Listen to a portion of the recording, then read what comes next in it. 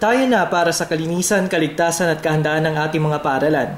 Ito ang naging tema ng Kagawaran ng Edukasyon para sa Brigada Eskwela 2015 kung saan katuwang nila mga lokal na opisyal, mga guro, mga estudyante, mga non-government organizations at law enforcement agencies. Tulad ni Ofelia Orayan, layunin nilang himukin ng mga Pangasinense na makisa sa paglilinis, pagkukumpuni at pagpipintura sa mga pasilidad at gamit sa paaralan. Una, inassess namin kung ano bang mga physical facilities ng aming paaralan ang dapat na i-repair, para nang sa ganon, sa pasukang ito, maging handa lahat. Nakibahagi rin ang Pangasinan Riders Club sa operasyon. Ang ini-implement po namin, kundi po pagtulong po sa ating community.